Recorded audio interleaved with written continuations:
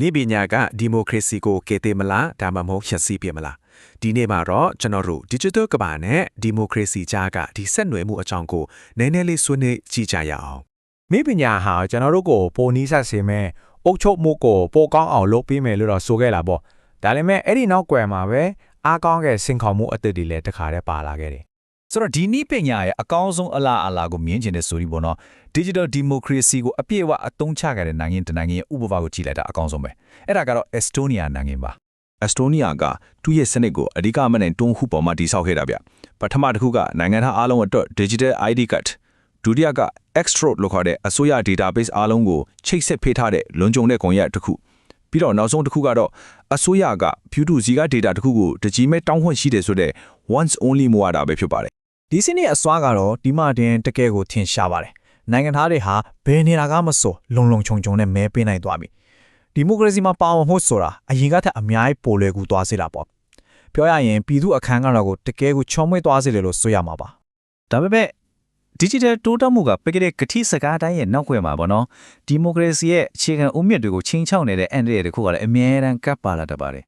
artificial intelligence ဆိုတာကဒီလိုနေ့ခုဖြစ်နေတဲ့အခြေအနေရဲ့ဥပမာအကောင့်တစ်ခုပါပဲတစ်ဖက်မှာသူက system တွေကိုအကောင့်ဖြစ်အောင်လှုပ်ဆောင်ပေးနိုင်တယ်ဒါပေမဲ့နောက်တစ်ဖက်မှာကျတော့တည်င်းမတွေဖြန့်ဖို့ရေကောက်ပွဲတွေရဲ့ယုံကြည်ကိုးစားမှုကိုတန်တရားဝင်အောင်လုပ်ဖို့လက်နက်တစ်ခုလိုရဲ့အသုံးချခံရနိုင်တယ်အဲ့ဒီလိုလုပ်တဲ့နေရာမှာလည်းအရင်ကနေမတူတဲ့အတိုင်းအတာနဲ့အရှင်ဟုံမျိုးနဲ့လုပ်နိုင်တာကပိုပြီးတော့ကြောက်စရာကောင်းတာပါအဲ့ဒီအရှိဆုံးချင်းညောင်မှုတွေတကတစ်ခုကတော့ algorithm ပတ်လိုက်မှုလို့ခေါ်တဲ့ algorithmic bias ပါပဲဆိုလိုတာက AI တွေဟာလူတွေရဲ့ပတ်လိုက်မှုတွေကိုသင်ယူပြီးအဲ့ဒီပတ်လိုက်မှုတွေကိုအလိုအလျောက်အားဖြည့်ပေးတဲ့အခါမျိုးမှာပေါ့ချင်းကူးရမပေးတဲ့အခါนี้ပြည်သူဝန်ဆောင်မှုတီနယ်ပယ်ပေါင်းစုံမှာရှိပြီးသားခွဲခြားဆက်ဆံမှုတွေကိုပိုပြီးတော့နှက်ဆိုင်သွားစေနိုင်ပါတယ်နိုင်ငံတော်အာဏာကိုဘလို့အသုံးချနိုင်လဲဆိုတာကိုဒီကိန်းကနန်ကရှင်းရှင်းလင်းလင်းကိုပြနေတာပါ2023ခုနှစ်မှာအိန္ဒိယအစိုးရက website နဲ့ social media account 9500ကျော်ကိုပိတ်ပင်ထုတ်အမိန့်ပေးခဲ့တယ်လို့ထုတ်ပြန်ခဲ့တာဒါလွတ်လပ်စွာထုတ်ဖော်ပြောဆိုခွင့်အပေါ်ကိုတိုက်ရိုက်တက်ရောက်မှုရှိနေတာပေါ့ဆိုတော့အဓိကအချက်ကဒါဟာစာအုပ်ထဲက theory တတ်ဖြစ်ပနာမဟုတ်တော့ဘူးဆိုတာပါပဲတကယ်လက်တွေ့မှာဖြစ်နေပြီအဲ့တော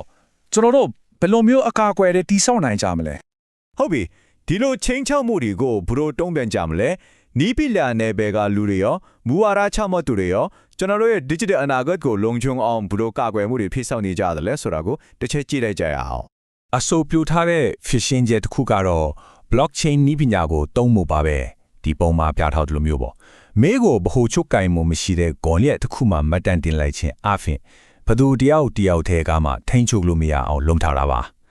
ဒါကပွင့်လင်းမြင်သာမှုနဲ့လုံခြုံမှုကိုတပြိုင်နက်တည်းမြင်တင်ပေးနိုင်ပါရဲ့သူရဲ့လုပ်ငန်းစဉ်ကိုပြင်ဆင်လို့မရအောင်ကိုသမင်ဒီဇိုင်းထုတ်ထားတာပါမဲကိုအတီးပြုတ်ပြီးတာနဲ့အဲ့ဒါကို blockchain ထဲကိုထည့်လိုက်တယ်အဲ့နောက်မှာတော့အဲ့ဒီမဲကိုဘလို့မှပြောင်းလဲလို့မရတော့ပါဘူးမိပညာပိုင်းအပြင်ခိုင်မာတဲ့ဥပဒေမူပေါင်းတွေကလည်းမရှိမဖြစ်ပါပဲဥပမာအိန္ဒိယမှာဆိုရင် AI ဟာဖွဲ့စည်းပုံအခြေခံဥပဒေပါတန်ဖိုးတွေကိုအကျိုးပြုရလားဆိုတာသိကြစေဖို့အတွက်မဖြစ်မနေစစ်ဆေးမှုတွေတက်ရမှုဆန်းစစ်ချက်တွေလုပ်ရမယ်ဆိုပြီးအဆိုပြုချက်တွေရှိနေပါတယ်ဒီရုံးကမှုကကုတ်တွေဥပဒေတွေအကြမ်းတက်ပဲတော့မဟုတ်ဖြစ်ဘူးဒါကရာစုနှစ်ပေါင်းများစွာငင်းခုန်ခဲ့ကြတဲ့အခြေခံကြတဲ့နိုင်ငံရေးအခြေခံမှုတွေလည်းတိုက်ရိုက်ပတ်သက်နေပါတယ်အဲ့ဒီထဲမှာအဓိကကြတဲ့ user တွေကိုကတော့ negative liberty ဆိုတာပါပဲအခြေကားပြင်တော့ဒါကပြင်ပကဝန်ရောက် software တွေဖျားပေးတာတွေကနေကင်းလွတ်ပြီးကိုယ်တဘိုးနဲ့ကိုနေထိုင်ခွင့်ကိုဆိုလိုတာပါ John Stuart Mill လိုမျိုးတွေးခေါ်ရှင်ဒီဥဆောင်ခဲ့တဲ့ဒီ user ကပဲကျွန်တော်ရဲ့ဗီဒီယိုခွင့်ရတော်များများရဲ့အခြေခံဖြစ်လာခဲ့တာပါဒါကတကယ်ကိုအဓိကကြတဲ့မေခွန်းတစ်ခုကိုမွေးထုတ်လိုက်ပါတယ်ဥပမာအစိုးရတရက်ကပြည်သူငင်ဝစ်ပြပြရဲ့ကဆိုပြီးအင်တာနက်ကိုပိတ်လိုက်တဲ့အခါတကယ်တော့မှဘသူရဲ့လွတ်လပ်ခွင့်ကိုဦးစားပေးလိုက်တာလဲတူတယောက်ရဲ့လွတ်လပ်ခွင့်နဲ့နိုင်ငံတော်ရဲ့လုံခြုံရေးဒီနှစ်ခုကြားကဟန်ချက်ကိုဘယ်လိုရှာမလဲအဆုံးမှာတော့ဒီစင်ခေါ်မှုတွေအားလုံးအလားအလာတွေအန်ဒီရီခြေခံမှုတွေဒါတွေအားလုံးကခြေခံအကြဆုံးပြဿနာတစ်ခုပေါ်မှာပဲတွားပြီးတော့မူတည်နေရပဲနီးပညာရဲ့အကျိုးကျေးဇူးတွေကိုအပြည့်အဝရဖို့ဆိုရင်အက်စတိုးနီးယားရဲ့အောင်မြင်မှုကတက်တည်ပြနေတယ်လို့ပဲအခြေခံအုတ်မြစ်တွေလိုအပ်ပါတယ်လူတိုင်းရဲ့တို့ digital ID တို့ပေါင်းဆက်ထားတဲ့ data စနစ်တွေလို့ပေါ့ဒါပေမဲ့အဲ့ဒီထဲမှာအရေးကြီးဆုံးကတော့လူတိုင်းသုံးနိုင်ကိုရှိဖို့ပါပဲအဲ့ဒီလိုမှမဟုတ်ရင်ဒီစနစ်တွေအလုံးကအတိပယ်မဲ့သွားမှာပါဆိုတော့နောက်ဆုံးအနေနဲ့စဉ်းစားကြရတခုထားခဲ့ခြင်းပါတယ်digital ကွာဟမှုကိုပေါင်းကူးပေးရဆိုတာကအင်တာနက်ရရှိရတဲ့တက်ကိုပြောနေတာမဟုတ်ပါဘူး ဒါဟာမနက်ဖြန်ရဲ့ဒီမိုကရေစီမှာလူတိုင်းပါဝင်နိုင်ပြီးအတန်တန်ထွက်ခွင့်ရှိဖို့အကာအကွယ်အပြည့်အဝရရှိဖို့သေချာအောင်လုပ်ရမယ့်ကိစ္စပဲဖြစ်ပါတယ်